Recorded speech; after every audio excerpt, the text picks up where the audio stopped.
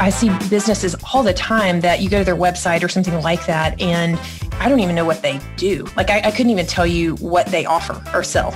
And so that is clearly a problem. So the messaging is one. The other piece is often especially small businesses, it's easy to get distracted by shiny object syndrome of like the latest platform or technology or tactic, but it's not being used in the context of a larger strategy of really understanding who your customers are, where is the best place to reach them, how is the best place to reach them, because it's not always going to be the same depending on your industry, depending on your model, depending on who you're talking to. And so if you're just doing random acts of marketing and it's not connected to something like a larger strategy and plan, you rarely will see traction. You may see wins here and there, but you're never really going to see a long-term sustainable result from the work. This is the Play Your Position podcast, where we huddle up, call the plays, and inspire you to run your ball into the end zone. Are you ready to score more game-winning touchdowns in your life, business, and career? Then listen up, because it's game time, baby. Now, here's your host, Mary Lou Kaiser. Hello, Team PYP. Mary Lou Kaiser here. Welcome to another episode of the Play Your Position podcast. I'm excited because today is game day here at PYP, and that means I have an amazing guest who is ready to share her wisdom, her insights, her leadership journey with all of us so that we can get out there and play our positions better and bigger and with more enthusiasm. Her name is Erin Fultz. Erin, are you ready for kickoff? I'm ready, Mary Lou. Happy to be here. Yeah. So team, here's what I know about Erin. She is a strategist, a coach, an implementer, and the founder of Acorn Studio, a business coaching and marketing consultancy. Erin passionately believes that healthy, sustainable small businesses can change the world. She helps business owners figure out the next right step to move their business forward and implement simple frameworks that maximize revenue and productivity.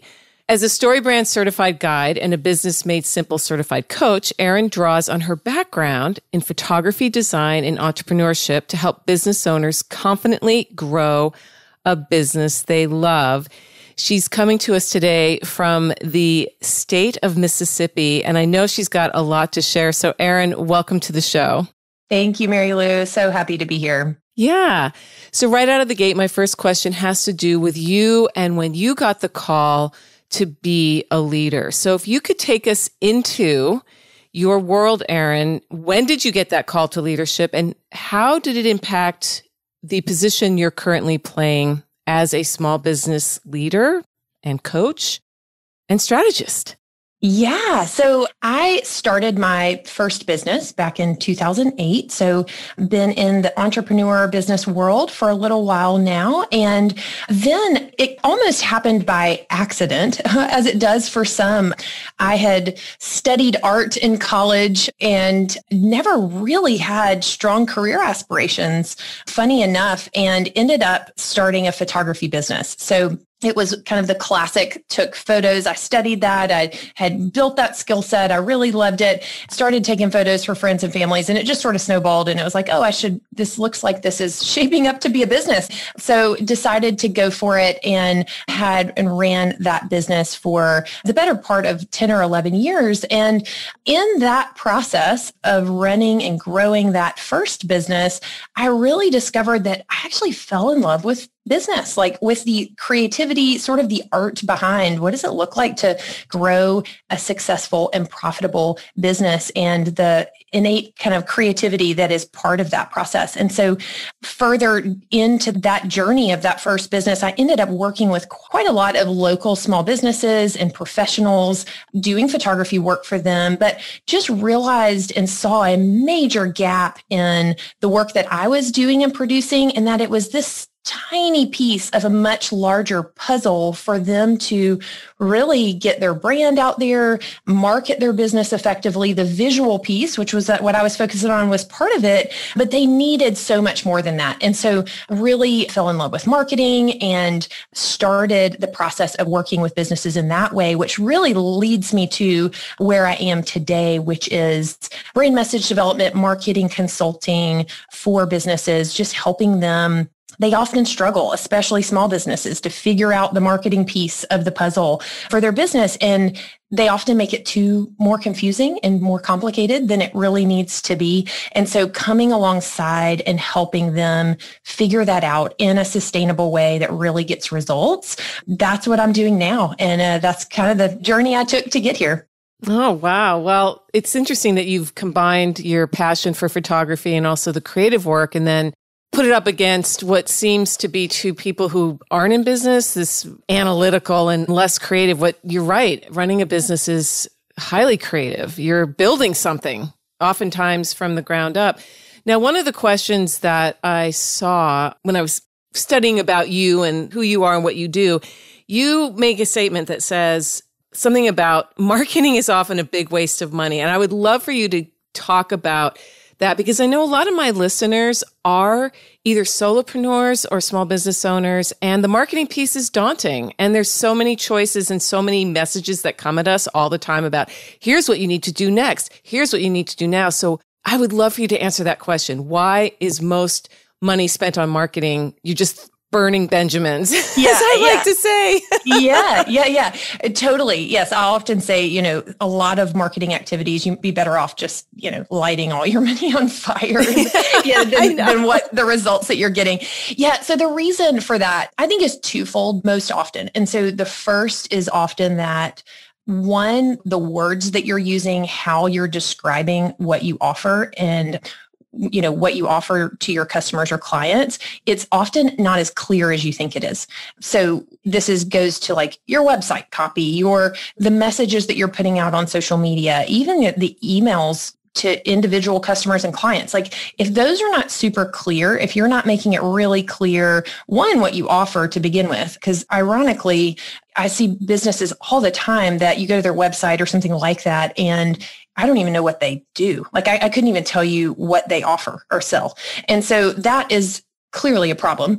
So the messaging is one. The other piece is often especially small businesses, it's easy to get distracted by shiny object syndrome of like the latest platform or technology or tactic, but it's not being used in the context of a larger strategy of really understanding who your customers are, where is the best place to reach them, how is the best place to reach them, because it's not always going to be the same depending on your industry, depending on your model, depending on who you're talking to. And so if you're just doing random acts of marketing, it's not connected to something like a larger strategy and plan, you rarely will see traction. You may see wins here and there, but you're never really going to see a long-term sustainable result from the work. So that's almost always the problems can fit into one of those two categories.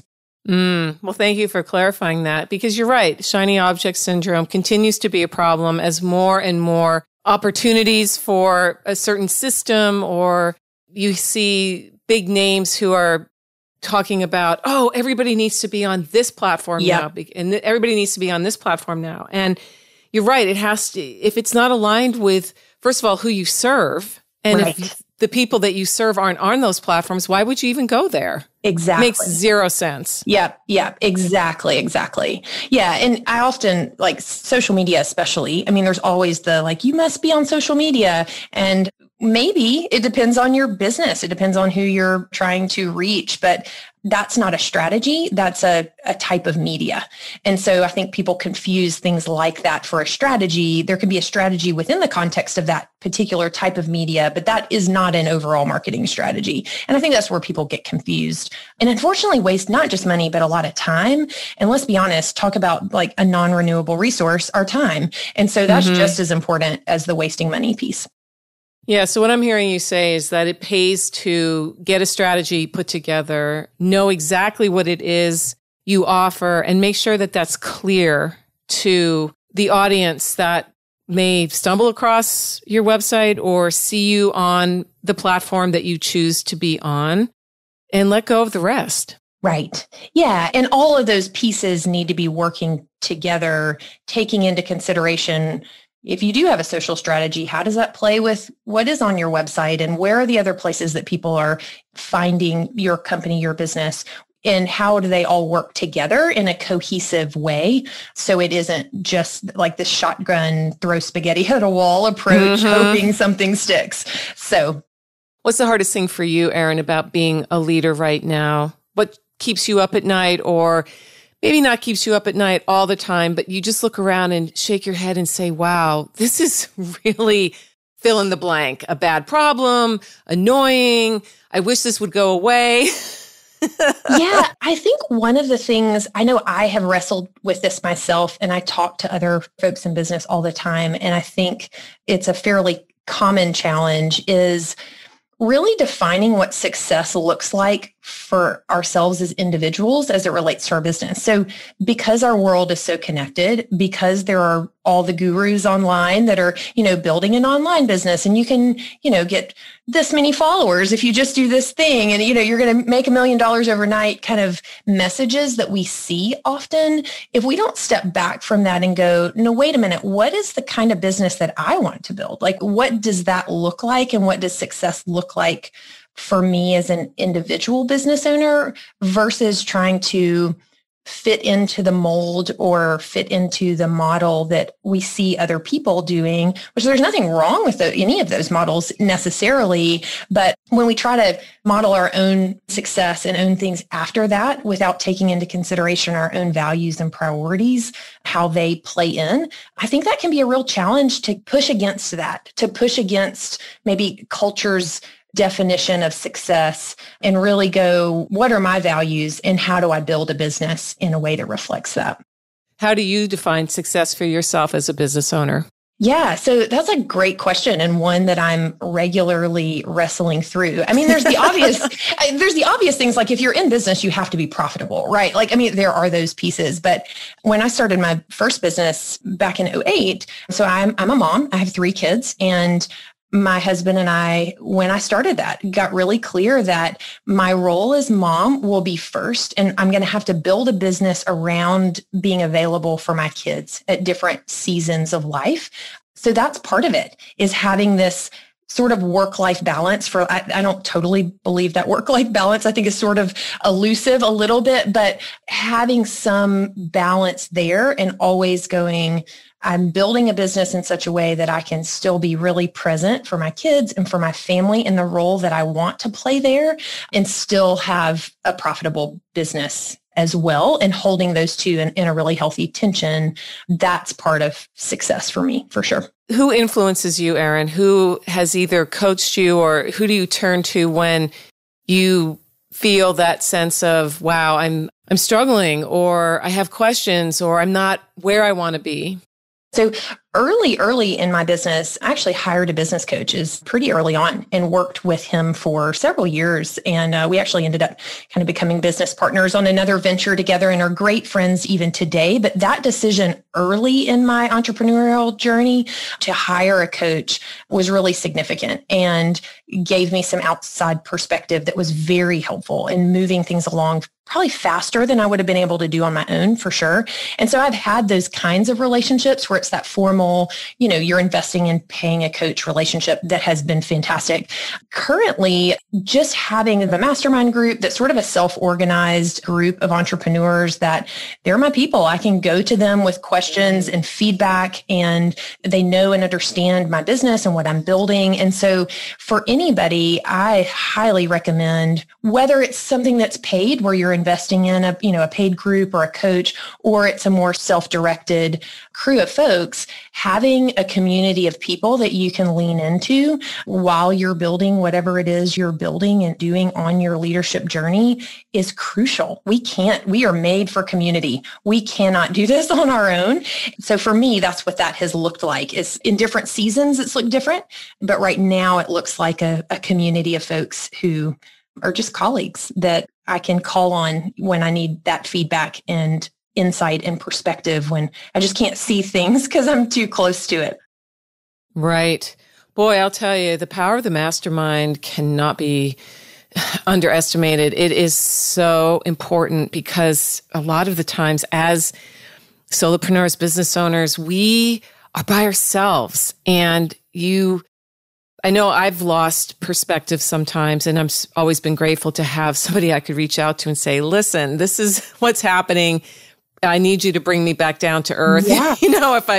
Right? Because a lot of us, you're a creative entrepreneur, so am I, and many of the people that we interact with are, and it's both our superpower and our kryptonite, because coming up with ideas all the time, that is fun and exciting, but you also have to say, wait a minute, I got to focus here, because that's what makes the difference. So that leads me to my next question, which has to do with finding yourself playing out of position, getting off track, losing sight of the big picture. Those X's and O's that you mapped out did not turn into what you thought. So would you tell us a story about a time, Erin, when you were metaphorically sacked, intercepted, or you fumbled the ball? What happened? And then what was the lesson that you walked away with?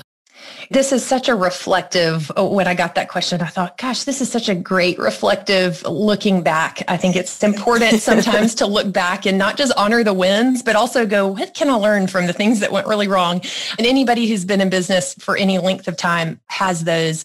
Really, it goes back to something that I said earlier of defining success for yourself and not trying to fit into the mold of what somebody else's success looks like. And there have been different seasons along the way for me that I have looked at, maybe it was a different business model, or looked at how somebody else was doing something and was like, oh, I'm just going to do it that way. And it's not that it was wrong, but it ended up just being the wrong fit for me because it didn't align with my values in some way or priorities and so forth. And so the times that has happened, and it's certainly happened more than once, but not staying focused on what I'm committed to with my business and what I'm trying to build, but somehow trying to kind of try on somebody else's uniform, if you will, or try on their strategy, certainly can learn things, but is never well as hoped going in. And so those are the moments and the times when I felt sacked and fumbled the ball. And then after the fact go, why did I try to do somebody else's version of this instead of sticking with my own, the thing that really fits with my priorities and values. It's halftime here at the Play Your Position podcast, and we've got ourselves a great game. While you're up grabbing another snack and topping off your favorite beverage, make sure to subscribe to the show so you never miss another play. PYP is available on Apple Podcasts, Spotify, and wherever great podcasts can be found. Now, let's get back to the game. So important to listen to your gut and recognize that there's a reason you're here. And it takes a while sometimes to figure that out. And I don't know if we can learn to go back to the values, the strategies that work for us, unless we venture outside for a little while and then go, oh, nope, that didn't work. Yeah. Oh my goodness. And I love that you've brought up several times that there are seasons to our lives, our businesses as parents. I know I have people listening who have children still at home. My kids are grown and gone. My son is graduating from college in less than 2 weeks. And then both my kids are out. And I look at that journey, just like you've described your journey as a businesswoman, how it ebbs and flows. And there's times when things are just moving in this amazing synchronous way. And then there's times when there's chaos and you wonder why is this happening? Somebody's having a meltdown. You've got to be driving over here. You've got clients calling. It's funny how life is. And I think your word of knowing your values, it comes down to that's where you go back to. You've got to have that point of this is what I'm doing and absolutely. This is why. I think as a culture, particularly our Western US, constantly producing, constantly on, constantly checking things off the to-do list, always kind of after bigger, better, more. And it's not that bigger, better, more is necessarily bad in and of itself, but I think we can, if we're not careful, find ourselves on this hamster wheel and just going, and looking up and realize like all the things that we've had all along that we've not stopped long enough to enjoy, and always in the search for bigger, better, more, we miss out on a lot of the other important things. And just being aware of that is half the battle in that process. It is. I recently had a conversation with a woman named Mary Mosham, and she wrote a book about burnout, particularly in these high-powered, she's located outside of Silicon Valley. Well, that has been the model for quite some time now in America, but it's also spilled into the rest of the world. And I'm sure you cross paths, Erin, from time to time with people from other countries who are also wanting to build a business, whatever that looks like for them. And this model of what you just described, it's one of our biggest exports. And those of us who live here sometimes forget not everybody is geared, even those of us here. I know I'm not, to be constantly chasing the next big thing. And yet that is the model that is consistently presented on the different platforms. I think it's changing slowly because there's people like you, there's people like me who say, wait a minute, it's great for some, but it's not for everybody. So if you're interested in something different, I'm over here, right? I mean, that's really what it comes down to. For sure. And it's some of actually why I love the work that I do with small business owners, because there's something about working with small businesses where just the direct impact on livelihoods in a way that feels different maybe than large corporate. And a lot of the work that I do is how can we bring clarity and how can we bring simplicity to what you're doing so you can get off the hamster wheel a bit. and enjoy your business that you're building. Exactly. Instead of I was listening to one of your recent episodes and one of your guests used not just the golden handcuffs, but the golden jail cell or something. Jail. Yes, so, I remember. Yep. And I thought, oh, what a great, that's so true of so many small businesses, especially. We think we're building freedom, and instead we find ourselves in a place that we look around and go, wow, this is not nearly as free as I thought it was going to be. So helping small business owners relieve some of that, particularly in their marketing, is the work that I'm doing, but is really important to me. It is important. It's important work, and it's part of having a business. I mean, you have to build awareness, which is what marketing is. It's letting people know you're out there. Here's what you do, why it matters, why somebody might want to say yes to you versus somebody else. I mean, all of that is part of it. And again, I've talked to almost 250 people on this podcast who are all out doing great work in the world. And we're all facing similar kinds of challenges with how do more people know about me? How do I get my message out in a way that resonates with the right people? It's not enough to just have a message. And that's something that I've noticed lately too, is some of this watered down messaging of you need to have a message. Well, yeah, that's great. But if you don't do what you help people do, which is really get down to the granular and make it so specific, it's like you have a big bullhorn, right. Just yelling into it. Right. I'm over here. And you're adding to the noise of the already very noisy world that we're living in. Yeah, absolutely. It is all about, when it comes to developing an effective brand message, it's getting clear on who are the people that you're talking to and crafting a message and really inviting them into a story is the framework that I use in this particular work, is using narrative story structure as a way to develop a brand message, because our brains are designed to respond to story, and applying that into a marketing message, but doing it in such a way that is interesting to people, that you're clearly positioning yourself to solve a really specific problem for your customers or for your clients. That way they can fit you into a Rolodex in their mind. Forgive the dated metaphor, but oh, it's good. I love it. Or rather, let's go with your football metaphor. Like, what position do you play? Like, what is the position that they can put your business in and go, when I need a solution for that, this is who I call. And that's smart and effective messaging. It absolutely is. And stories are They never go out of style. We are wired to remember stories. We're not wired to remember a bullet pointed list. I mean, I can't tell you how many presentations I've sat through during my lifetime. And what I remember are the stories that people told. I don't remember the data points, the bullet points. Those have their place because they add some credibility, and they also, I mean, data has value, but our brains just aren't wired for the bullet point number one, bullet point number, here's why you should work with me. Yeah, it's the story. That's what we remember. So when you look at, or should I say, when you look into your crystal ball, Erin, over the next 5 years, when it comes to small businesses and marketing, what do you predict is going to have the greatest impact on how we do it? Do you see any trends starting to pop up or something that maybe listeners haven't considered?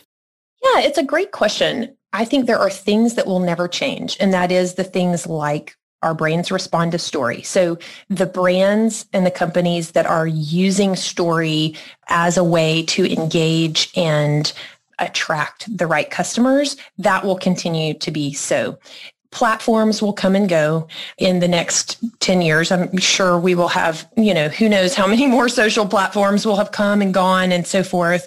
What I don't think won't change is just how relationships work. And I think that's what it can be easy to forget sometimes in the world of scaled marketing, where it's the one to many, you're trying to see how many eyeballs you can get on your brand or your offer, is that we're humans selling to humans, right? And we're all relational, and there is a natural progression of a relationship. And so the question is how to effectively have somebody where you pique curiosity and interest, grab somebody's attention enough that they are interested in to know more about what you offer.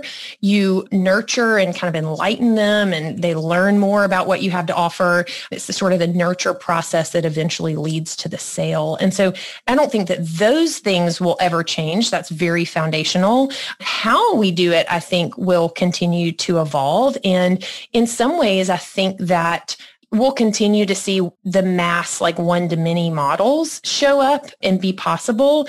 But I do think we look at things like Clubhouse, for instance, newish platform, social platform. It's the audio platform that's out. I think what you're seeing on something like that is how the highly relational piece, even though it is kind of a one-to-many, there is still very much the social aspect, but it really is about building trust and relationships. And even though it's scaled a bit, it still very much feels like a one-to-one relationship with folks. And I think we will continue to see that.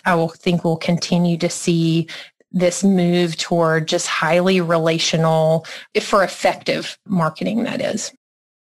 Yeah, humans, we don't change what we wear, the technology we have. These things do evolve.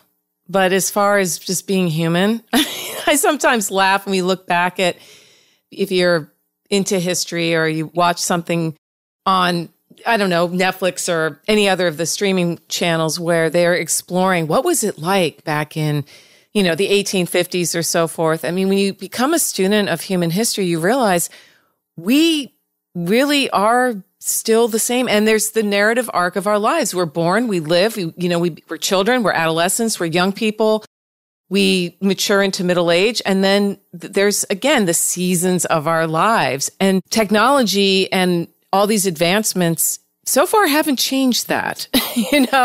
We're here for a relatively short period of time. So ultimately, you've got to ask yourself, what are you doing with your life? Yeah, absolutely. I think too, we look at the last year with COVID, and I don't remember what the statistic is, but I remember looking a few months ago, even just within the state of Mississippi where I live, the number of new business filings there were, of new businesses started. And I think we're going to continue to see just a boom in small businesses starting up.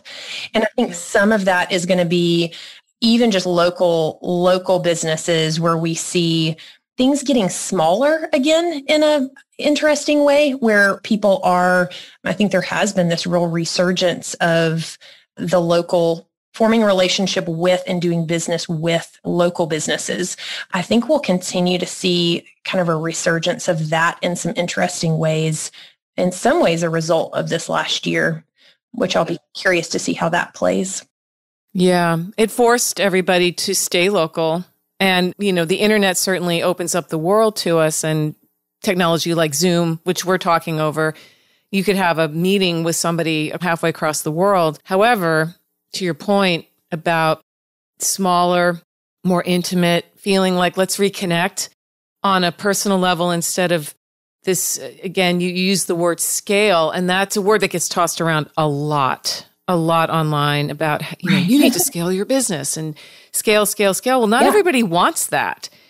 Some people like having a few clients that they can serve really well and not go after the masses. And it comes down to, what is it that you do? Are you a service-based business? Are you selling a product? I think scaling works great in product, and it's spilled into service, where there are people I can think of who promote, you can scale your service-based business, and you can, but again, not everybody wants that. That goes back to, what is the business you're building and how does it align with your values and priorities?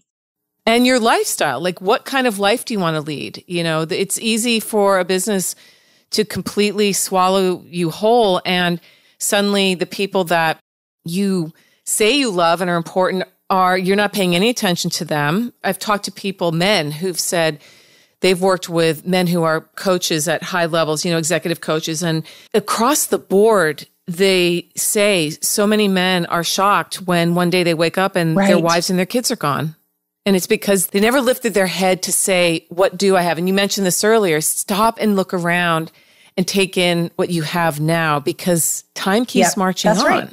And I think for women, what that looks like, especially and I fall in this category, women who, moms at home with kids. I mean, my kids thankfully have been able to go back to school this year, but my kids are still school aged. And so what does it look like to build a business and still have a relationship with my kids? Because there have been seasons where they're like, Mom, you're on your computer again.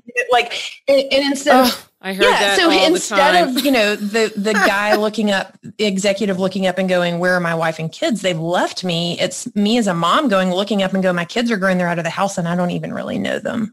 Like, that's what I want to avoid. But some of that is being smart about how we build our businesses and being intentional about what that looks like, and the honoring the season of my business for me is going to look different right now in this season than it will 10 years from now when they're all, on the doorstep of being out of the house. So really honoring, what does that look like? I love that theme. That's a theme that's been threaded through our conversation today. The seasons of our lives and being aware. Well, Erin, we are at the part of the show I call Touchdown. It's one of my favorite parts because I get to put you in the red zone with less than 30 seconds left on the clock. And any football fan knows that this is a very exciting and tense moment, especially because you're down by 4 points and it's third down. So it means it's now or never. Tell us a story about a time when you metaphorically got that ball into the end zone for the game-winning touchdown. I love this. Yeah. So as I think about this, almost always I think of what are my clients' success that I've played a small part in, but I have had clients where I had one, we were doing brand message work together. They had been working for 2 years trying to figure out how to describe what they do in a way that connects, that their audience and customers really understand what they offer, because they're a little bit of a complicated kind of software and service combined company. And they had struggled for 2 years. In 2 months, we nailed it. And they were thrilled and sent off a case study to a Fortune 500 potential client and, wins the deal. Anytime that's just one example, but anytime there's a client win like that, where we're seeing really measurable results for them, where they're winning new business, for me, that is a touchdown every time.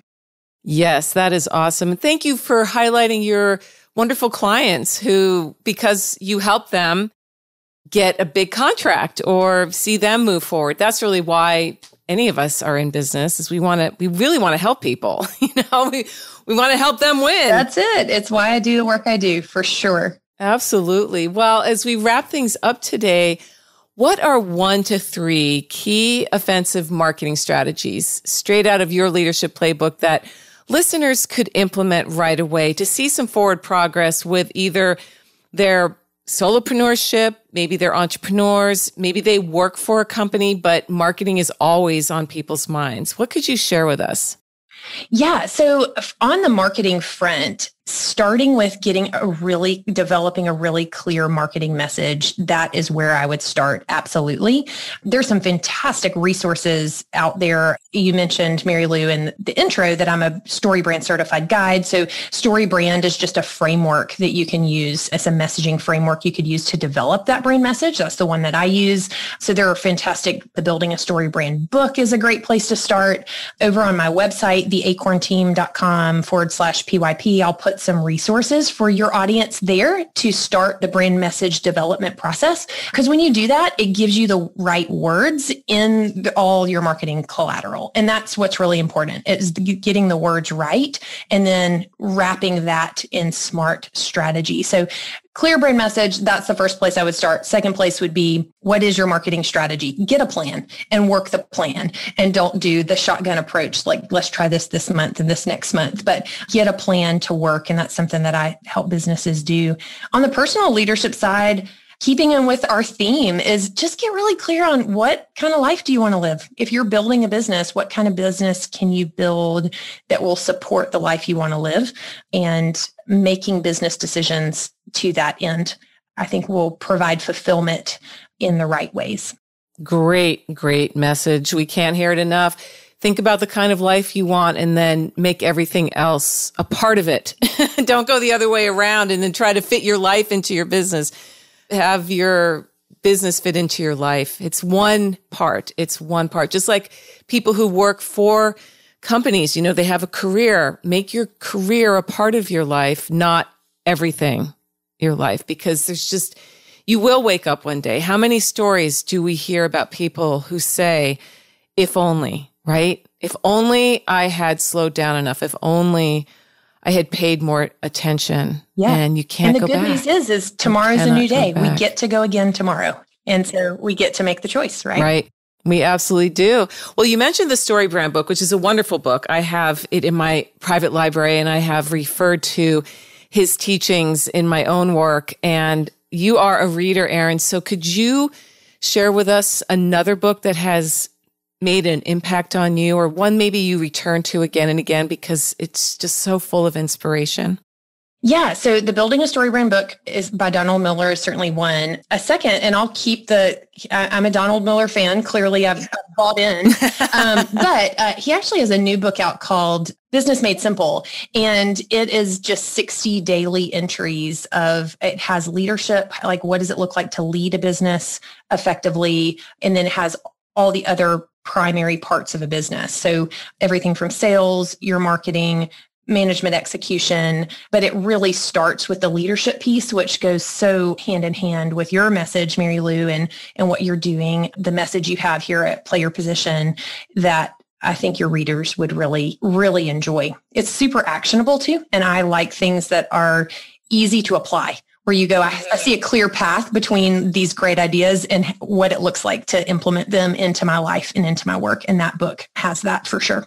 Excellent. So team, I will put links to both of Donald Miller's books on Erin's show notes page at pyppodcast.com, along with the link to her website and her generous offer to listeners to learn more about how to get your message clear and all the other good stuff. I love the name of your business, by the way. The Acorn is such a magical, mythical, and also practical symbol of life and growth. And when I saw that was your business name, I'm like, oh, it's so cool. Because I'm all about growth. I'm all about, and again, being what you are. You're not going to get a rose bush out of an acorn. That's right.